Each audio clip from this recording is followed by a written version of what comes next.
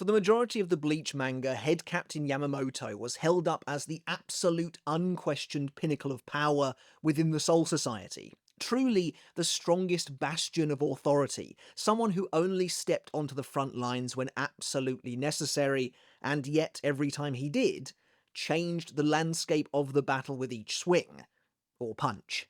However, when Yamamoto was killed at the start of the Thousand Year Blood War arc, he left behind a power vacuum, one that was almost immediately filled by someone even stronger. Yes, Ichibei Hyosubei's arrival into the story a mere 4 chapters after Yamamoto's death seemed almost serendipitous, as if the character was set up specifically to not only take over Yamamoto's role, but to go beyond it as well.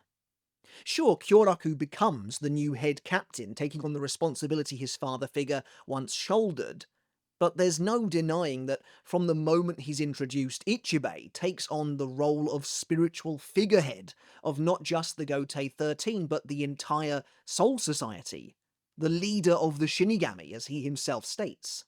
But Ichibei is a truly fascinating character within the lore of Bleach, because it's clear that, well, he isn't an ordinary Shinigami, if he's even really a Shinigami at all, at least not one as we conventionally understand them. I've gone on record before many times saying that Yamamoto was clearly designed to represent the absolute peak of what a standard Shinigami can be in every single way.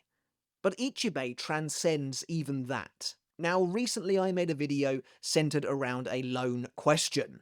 Could Yamamoto kill every single member of Yhwach's Sternritter? It was a lot of fun, and I won't spoil it for you here if you haven't yet seen the video. Make sure to go and check it out. But to cut a long story short, he does get through quite a few of them. Today, as a follow-up of sorts, I want to take that question and flip it on its head.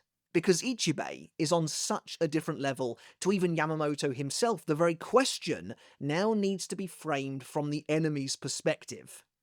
Could any of the Sternritter hope to defeat Ichibei Hyosubei? Now, before we get started, as always, consider hitting subscribe down below if you want to help support the channel, as it does make a massive amount of difference. And also check out my Patreon as well to take that support another step further and get your name in the credits of every single video, just like you're seeing on screen right now. A huge shout out and a massive thank you to everyone supporting me over on Patreon. It does make the world of difference. And of course, there will be some spoilers for the remainder of the Thousand Year Blood War arc anime in the video to come, albeit probably not too many. Initially, the differences between Ichibei and Yamamoto are perhaps not quite as stark as you might expect, and we have to use a lot of contextual clues to truly understand the pretty vast gulf between them. The reason for this is because, again, on paper, Yamamoto is already at the top of his game, particularly back when he had both arms. Realistically, there shouldn't be anywhere else for us to go in terms of the power hierarchy, and that's because this is putting into practice that which I already explained. Yamamoto is pressing on the ceiling of power. The only characters stronger than him are those who have transcended the boundaries of Shinigami and Hollow, the boundaries set out for them by the laws of the world. They are no longer orthodox. They are those who have successfully broken said ceiling. For all his impossible strength, Yamamoto was ultimately, quote-unquote, just a Shinigami, and therefore could never break the ceiling. And the truth is that the vast, vast majority of characters in Bleach are just one race or another. The majority of the Sternritter, for example, as broken as they all are all just Quincy. They cannot get through that ceiling. Things get a little muddied, of course, when you start talking about certain members of the Schutzstaffel, characters like Pernida Pankajaz or Gerard Valkyrie, who are not only Quincy, but also have explicit biological connections in some instances to the Soul King himself, who is as transcendent as they come. And then there are the hybrid races, the Vizard, who are hollow-fied Shinigami, or the Rankar, who are hollows who broke their masks in an attempt to gain powers similar to that of a Shinigami. The Rankar are actually kind of interesting, though, in that they feel more like an evolution of hollows rather than actual hybrids to me. By breaking their masks, they gain powers that ostensibly look like Shinigami powers on the outside, namely their Zanpakuto, but we know for a fact that their Zanpakuto don't work anything like a Shinigami's Zanpakuto, and are really a Zanpakuto in name only. They are a shell that looks like a Zanpakuto. It is superficial. Anyway, we're getting off track. The point is that while Ichibei must exist above that ceiling, truthfully, annoyingly, we don't really know why or how. It's clear he predates the Gotei 13 by many thousands, if not hundreds of thousands of years, due to his close proximity to the Soul King himself, and received the very first Zanpakuto. The Soul King has, at some point in history, imbued him with godlike divine abilities, where even his name is cursed with power. And again, as the head of the Zero Division, he is beheld by all as the leader of the Shinigami themselves, not just the Gotei 13 as an organization. And let's face it, considering the Soul King's dubious state of existence during the manga, Ichibei feels much more like the actual face of the royal palace than even Adnias himself. Certainly Ichibei is concerned with maintaining the status quo, and in that sense, feels like a god. Of course, when it comes to combat, we've seen a lot less from Ichibei than we have from Yamamoto, even though the majority of Yamamoto's fights throughout the manga were also skewed in one way or another. But even then, Ichibei is given the chance to really show off what he can do in the one fight he gets. And honestly, it's exactly what you'd expect. Like Yamamoto, Ichibei is a master of all four Shinigami combat arts, and is seen using them to nearly an effortless degree against Yhwach himself. Hell, he probably named them. It's interesting though, because again, we have very little frame of reference for even Yhwach at this point. Like, using bankai, Yamamoto was able to completely trample 70% of Yhwach's power at the time. The same Yhwach, exactly the same one that Ichibei fights for the majority of his battle, albeit now at 100% instead. So, this is very loose, but Ichibei is completely smacking around Yhwach at 100% of his power, and he does so not only in Shikai, but actually using his base Zanpakuto too, and completely without breaking a sweat. In fact, the only time Yhwach even manages to land a true hit on Ichibei is at the very start of the fight, when he takes the Zero Division member by surprise with his tenacity and determination. After that though, when Ichibei decides that he has to kill Yhwach, the Shinigami is like a force of nature. Whether Ichibei is displaying his frankly absurd physical strength and Hakuda capabilities by sending Yhwach halfway across the sky itself, or literally forcing the Quincy King's invasive Reryoku out of his own veins through sheer heft, to his impossible speed that allows him to cross thousands of miles in one jump, and of course his Kido prowess, wherein he can cast even secret Hardo without an incantation. The truth is that Ichibei, as far as Shinigami are concerned, is totally unmatched. And of course this is all without even touching on his Zanpakuto, Ichimonji, which may very well be the deciding factor in this video. Because despite everything else about Ichibei, Ichimonji is really where his true godlike power lies. It is, I would say, probably the single most powerful Zanpakuto in Bleach. Not necessarily in terms of its raw destructive capabilities, but it's broken in a way that is truly fitting for someone of Ichibei's stature. When we say things are broken in something like Bleach, this is exactly what that means. Complete, unfettered potential. Completely limitless, extraordinarily easy to use, and game-changing in every single way. Unbeatable, basically. Ichimonji gives Ichibei complete control over names, and in a series like Bleach, where names have always been the conduit to power and abilities, that is the strongest power one can wield. By giving Ichibei mastery over true names, over the true names of all things, he has control over the world itself. More so than any other character in the series, except maybe Kisuke Urahara, Ichibei feels like an avatar for Kubo himself, on a truly meta level. Particularly in the manga, When Ichibei fights, it is as though he controls the page itself.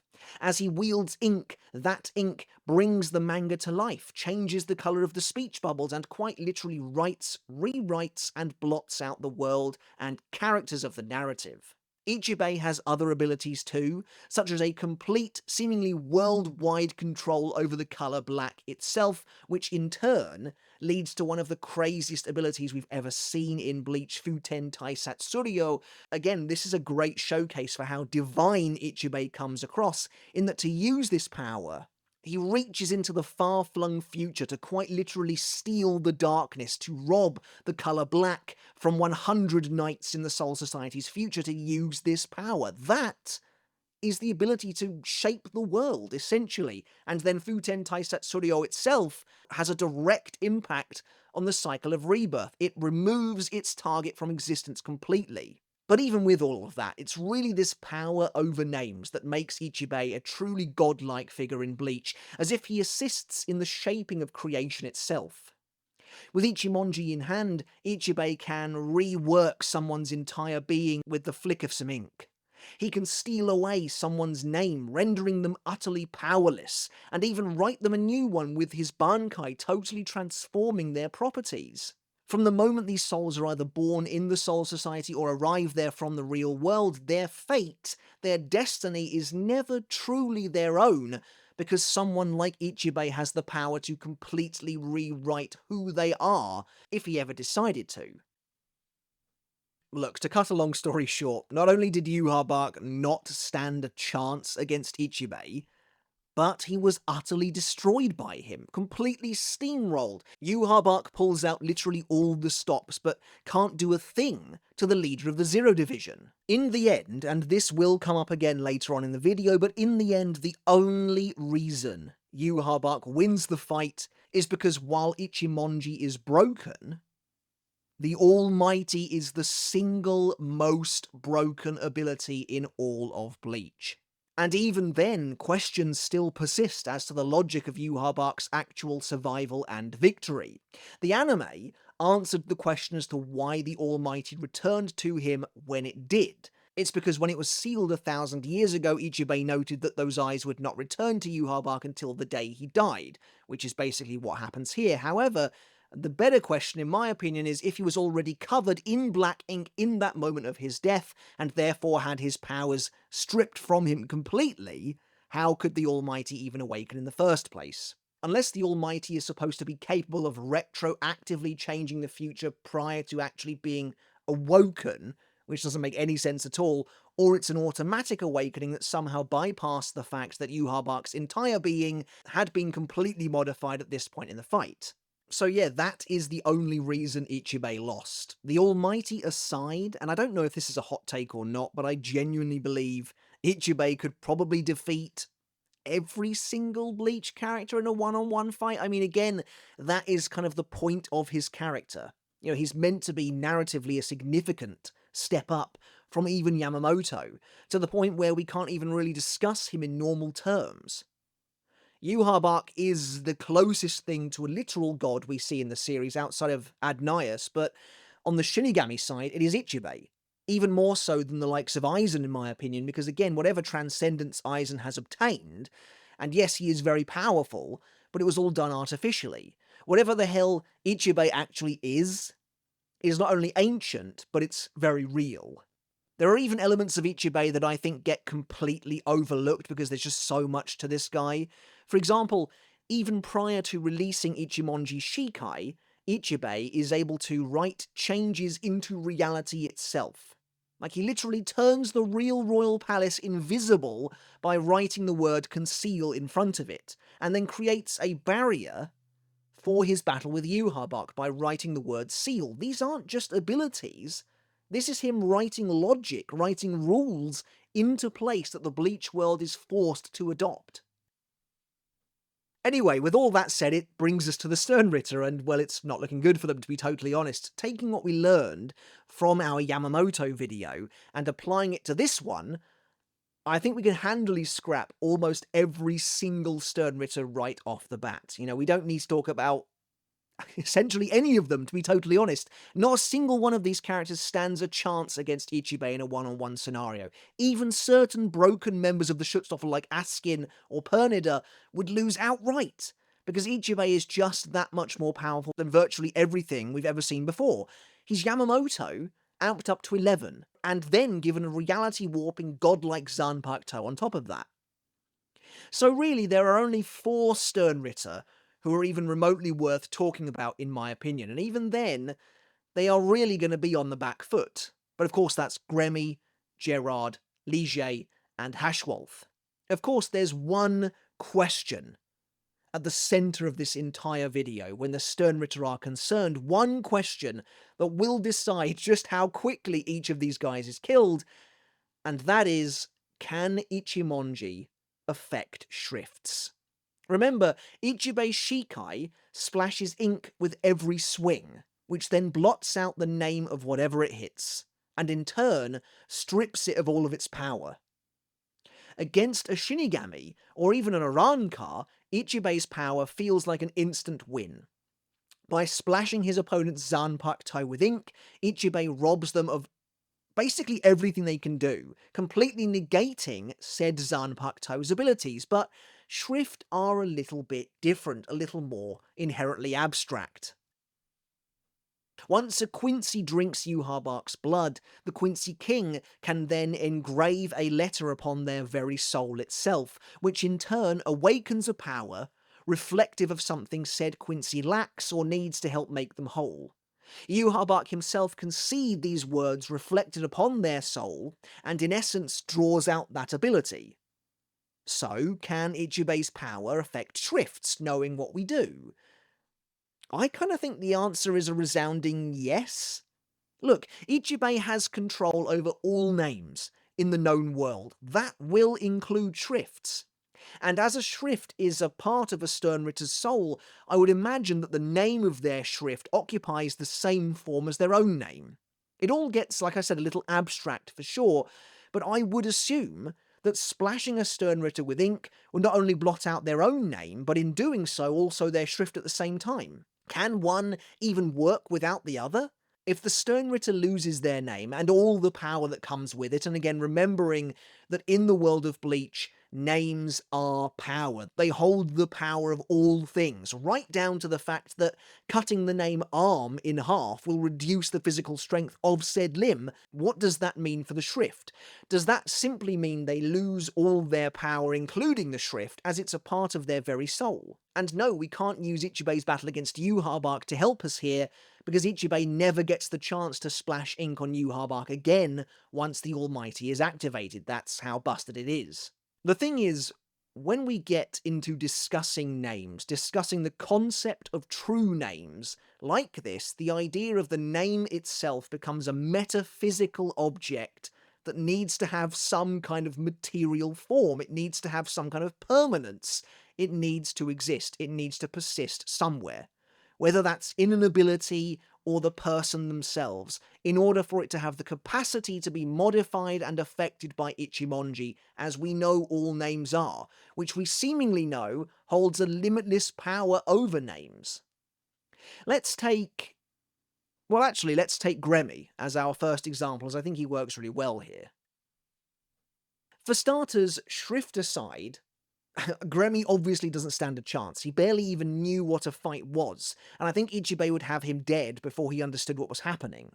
But more importantly, what kind of a role does the Visionary play here against Ichibei? It's clear that Gremy's power over imagination has some kind of limit, where most of Ichibei's abilities don't seem to have any kind of drawbacks whatsoever. And Gremy himself is the vehicle for the Visionary, much like how many of the Shrift work. So if Ichibei splashes Gremy with ink, which he could likely do immediately, does that just completely shut down the Visionary altogether? And how exactly would that work, though? If Ichibei manages to get some ink onto Gremy, does Gremy forget that he has the power of the Visionary, or is he just completely unable to use it? So say he tries to imagine something into reality, would just nothing happen? Again, Ichibei's power over names extends beyond just being able to manipulate them tangibly. He can discern the true name of anything, including, in his own words, the true name of a Zanpakuto from the moment the Asauchi is given from Oetsu to its Shinigami wielder. So he literally knows the Zanpakuto's name before the Shinigami does, which kind of seems really, really weird considering the blade is me, but that just goes to show the level of divine omniscience that Ichibei has. And so what I'm getting at is he would also be able to see the visionary as a name before him, as again it is a metaphysical representation of the person themselves. In that regard, again, I really think it's important to remember just who we are dealing with here. The fight would begin, and Gremy would immediately get smacked in the face by Senritsu Tensho, one of Ichibei's conjured spirit hands, and then as he's flying backwards, barely able to really know what the hell's going on, Ichibei just hits him with ink and it's over. Based on how Gremy fights Kenpachi, I really don't think there's a single thing he could do against Ichibei. To be honest, it would probably be even easier than that. Gremy would go into the fight thinking he's the strongest Sternritter, thinking he doesn't need to prove himself, Ichibei splashes him with ink, it's over. Even if he made it so he was impossible to kill, which he does do against Kenpachi, Ichibei would just cover him in ink and strip him of his power, if it works in the way we think it does, and maybe even rewrite his composition as well. Now, I've got to be completely honest, moving on to Hashwalth, I really don't think there's anything the Sternritter Grand Master can do in the face of Ichibei's strength either.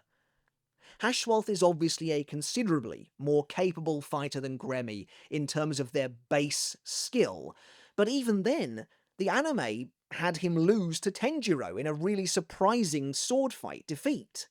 And I don't think it's a reach then to say that Ichibei likely far outstrips Tenjiro as far as his innate combat prowess is concerned. And this has always interested me, this new scene in the anime, because it dramatically changes the way Hashwalth kind of comes across in the battle against the Zero Division. Because it implies in the anime that he is a beneficiary of Yhwach's Auswählen, and is literally resurrected from death alongside the Schutzstaffel, therefore presumably becoming stronger as a result of Yhwach's Auswählen here, but of course that does not happen in the manga. Anyway, I think in terms of a straight fight, Hashwalth, like I said, doesn't really stand a chance here. The only question, as is a bit of a theme in this video with these Sternritter fights, revolves again around his shrift, the balance. Now, it's difficult to know how the balance would really work in a fight against Ichibei. The balance kicks in whenever someone in Hashwalth's orbit experiences good fortune, which Hashwalth can then collect essentially and redistribute back upon them as bad fortune. But here's the kicker. What could Hashwalth realistically achieve against Ichibei even with this power? And what would constitute good fortune for a fighter who is inherently stronger anyway? Kangdu experienced good fortune because, at least in Hashwalth's eyes, I guess, or in the eyes of the balance, he survived a direct attack from someone who is objectively stronger. An attack he shouldn't have been able to survive. And the same is true in the anime. The Zero Division experienced good fortune because Yhwach left them to go and fight Ichibei, and again Yhwach is objectively stronger, at least on a 1v1 scale with each of them. But in a situation like this, well, if Ichibei lands a huge hit on Hashwalth, that's not really good fortune on Ichibei's part, because Ichibei is stronger anyway. That's like the natural order of things, by the way the balance seems to view the world.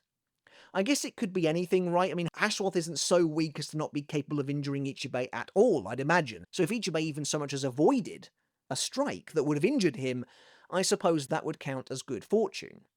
But again, this is just too convoluted to matter. Ichibei is going to overwhelm Hashwalth in the exact same way Tenjiro did, if not faster, and kill him outright. Even if he doesn't kill him, he'll splash ink on him, and as we discussed, presumably rob him of the balance.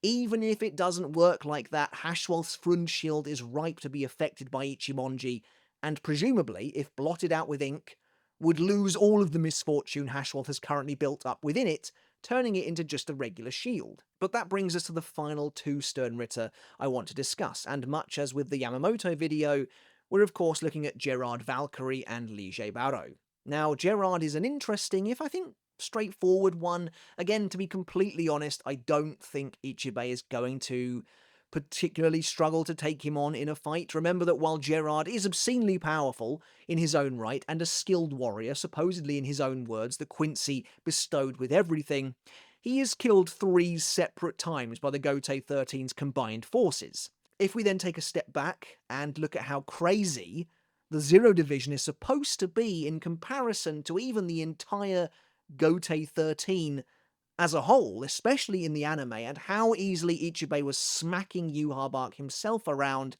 then it seems fair to me to assume that just in general combat, Ichibei could overwhelm Gerard as well. Again, the real question stems from how the miracle actually works here. And interestingly, there is a spanner thrown in the works. The miracle isn't a shrift. Gerard already possessed this power, and so actually I think there is even less debate as to what would happen if Ichibei covered him in ink. And that goes for all of Gerard's abilities too. If Ichibei splashed Hoffnung in ink and removed its name, it would lose its ability to reflect damage back at its attacker. Even if the name Hoffnung doesn't technically have any ability attached to it, it is connected to the miracle by virtue of Gerard himself. So again, I have to ask, if Ichibei begins fighting Gerard and immediately manages to splash ink on him with his Shikai, will the miracle just not activate? If Gerard has a limb cut off or is even killed by Ichibei, will the lost limb simply not return? Will he not resurrect? I actually think this is much more likely than if Ichibei faces off with a regular Sternritter who wields a regular shrift. There's no distinction here between Gerard and the miracle, no degree of separation for things to get potentially muddled. And then, of course, there is the question of Gerard's core, his mysterious Quincy cross that means he can't die, not unless said cross is destroyed, something that Kubo himself wouldn't confirm if Bankai Kenpachi had the strength to destroy or not. However, in this specific instance, why does it need to be destroyed? Of course, we need way more information, and I'm hopeful the anime will give it to us regarding how Gerard and his core actually works. But if Ichibei manages to kill Gerard to the point where he is revived via his cross, if the miracle is somehow able to still work, wouldn't Ichibei simply be able to splash ink upon the exposed cross itself and render it completely useless? During his battle with Yhwach, Ichibei actually does splash black ink upon Yhwach's own Quincy cross and robs it of its name and supposedly all of its power as well. So I think that would work absolutely fine. And actually, that's a pretty good point. Earlier I mentioned how Ichibei could easily defeat both Shinigami and Arankar by blotting out their Zanpakuto. Toe. I guess he could do the exact same thing with the Quincy crosses, right? Would that work with the Quincy Volstendish? Because Quincy Volstendish is activated generally via a Quincy's cross. So if their Quincy cross loses its name and its power, will they no longer be able to activate their holy forms either? And of course, that brings us to our final Sternritter. Sternritter X, the X-axis Lille Barro, who is significant for being the only Sternritter in the previous video that I believed Yamamoto would have no real hope of defeating unless he somehow managed to incinerate the Quincy in one hit in his base form, but even then, the way Lille's second eye works seems to render that impossible. So, how does the battle play out this time? Well, right off the bat, Lille has a distinct advantage over someone like Gerard or Hashwalth or even Yhwach, in that, as a sniper, he fights almost exclusively at range. How much of a difference this would truly make against Ichibei is hard to say, probably not much at all, but at the very least it does mean that he can do battle with the Zero Division leader from a distance, and of course, the X-axis cannot be blocked. Look, if Ichibei takes a hit from one of these shots, it is going to hurt. It is a hard and fast logic rule that the X-axis just destroys everything on that axis between the barrel of Lille's gun and the target. It cannot be stopped, so any part of Ichibei's body caught in that range would be destroyed. But then, that's true of the other fighters as well to some degree. If Gerard actually managed to hit Ichibei in a serious way, he could probably do some real damage with Hoffnung, particularly as he continues to grow stronger with the miracle. The key element, as always, comes down to whether these guys will actually manage to hit and hurt Ichibei at all. Based on how even Kyoraku, and I say even Kyoraku like he isn't one of the strongest characters in the series, but that's the kind of caliber we're dealing with here, even Kyoraku was able to totally overwhelm Lige's base form. As a result of that, I honestly think again that Ichibei doesn't have a problem. And of course, if Lige gets splashed with ink, presumably that means the second eye ability of his shrift no longer works. If he's covered in ink, then I assume the whole when I open my eye 3 times I become intangible aspect of his power is just erased. I mean, if that's the case, the battle is over before it even begins. One thing we haven't really talked about too much in this video is the base form of Ichimonji, which I think could definitely play a part here. Honestly, I've just defaulted to Ichibei's Shikai because of how disgustingly powerful it is, but the base Tanpakuto is also ridiculous. For example, if Ichibei strikes Lige's arm with his base brush, then Lige's arm loses half of its physical strength. What if that means he can no longer hold his rifle up? Of course, the rifle is technically just Lige's bow, so maybe it doesn't work like that. Anyway, the bigger question, of course, is Lige's Volsten dish, Zilliel, which turns Lige completely intangible. Weapons no longer work on him, and that includes Kido blades as well. So now we have to ask whether or not Ichimonji's ink can still reach Lige while he's in this form. And this is a difficult one, because we don't fully understand the parameters of the x-axis. But if we take it at face value as it's described in the manga, well, I think there's an interesting and potentially surprising outcome. Lige notes that no attack will reach him, and we specifically see him avoiding attacks, but what if it's not an attack? Sure, Ichimonji's blade won't reach Lige in this state, but the weapon is constantly splashing ink. Would that ink manage to reach the Sternritter in this form? Even if the blade passes right through him, would he still be touched by the ink itself? We've seen in the manga that Lige is vulnerable to certain loopholes, such as Kyoraku's bankai reflecting his attack back at him, and from the moment Lige is wounded, he's then opened up to the rest of Kyoraku's attacks due to them being a part of the same string. For example, there's no reason for why Katen Kyokotsu Karamatsu Shinju's final act should work, right? I mean, it's completely separate from the other acts in a sense. And yet Kyoraku is able to draw a thread around Lige's throat and cut his head off. Why? Because a loophole was opened that allowed a flow, an unstoppable flow, to then take place. Despite all of this, of all the Sternritter in the series, this remains the only one that kind of feels like a coin toss to me. But even then, I would say this time it's in Ichibei's favour, as opposed to last time where it was in Lige's favour. If Lige is in his base form, and Ichibei strikes him with his ink, then it is over. However, we simply can't say for sure if Zilliel would be able to be affected by the ink or not, because we never see anything quite like that happen. I think it's highly possible that the attack itself would pass through Lige, but the ink would maybe still hit him. Even then, I'm not sure. However, it's interesting, because Lige is very specific in saying that no weapon can hit him, and that all attacks pass through him, because it's supposed to be, A, a reversal of the x-axis itself, reflecting how his attacks literally pass through his enemies' bodies, so now so do their attacks pass through him, but also B, it is related to him having to open his second eye in times of crisis to avoid potentially fatal attacks. So, is there a possibility that this ability, the true nature of the x-axis, only protects him from, well, attacks, weapons? Because the ink splashes surely would not be considered an attack. Is that right?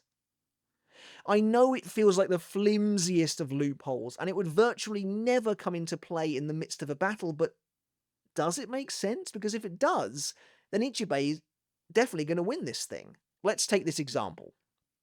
If they were fighting by a lake, and an attack blasted straight through Lille, it doesn't touch him, but at the same time it whips up the water in the lake, wouldn't that water rain down and hit Lille, even in his Volstendish? Or are we saying he passes through even all of the water droplets as well? I'm not sure, to be totally honest, because the water isn't a weapon, nor a targeted attack. I don't know. It kind of makes sense to me that in that situation, the ink would also rain down and hit Lille, and if that's the case, that would definitely give Ichibei the edge. To be honest, though, I still think this comes down to a coin toss at the end of the day if Lille manages to release his Volstendish, because we just don't know enough. That's a pretty big if, though, considering I think Ichibei has him basically dead to rights in his base form, so do with that what you will. Alright everyone, but that's it for today's video. As always, I hope you enjoyed it, and I hope you took something of value away from it as well. Like I said, the only reason Ichibei lost his fight to Yhwach was because the Almighty is the single most broken ability in Bleach. That's what it takes to overcome someone like Ichibei and something like Ichimonji. They're on a completely different level to basically everything we have ever seen, and everything we probably ever will see, unless the Soul King's true power is one day revealed. Ichibei is supposed to be that godlike character, that meta-author avatar, who can transform and change up the world of Bleach with the swing, with the swipe of a brush. That's all it takes. And so I genuinely just cannot imagine any of the Sternritter, as broken as they are, managing to defeat Ichibei in a 1v1 scenario, to the point where most of them are completely a non-starter. And among these four that we discussed today, only Lille has the remotest of chances, and even then it is a coin toss.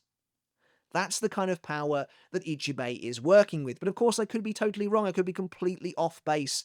So do let me know your thoughts down in the comments below. Is there any Sternritter who could defeat Ichibei in a 1v1 battle in your opinion? Is there any character, apart from Yhwach and the Almighty, that could do it? Again, I'd love to know your thoughts down in the comments below. So do please let me know. Alright everyone, once again, thank you so very much for watching. Consider hitting subscribe down below if you aren't already subscribed to the channel and you want to help us reach 300,000 subs by the end of the year. I would greatly appreciate all of the support. And check out the Patreon as well if you want to take your support of the channel that extra step further. It does make all the difference. You can get your name in the credits of every single video at the $2 tier or higher, which is the most popular one. You can get all of these videos absolutely free of YouTube ads. Alright guys, until next time, I'll catch you later, and I'll see you then.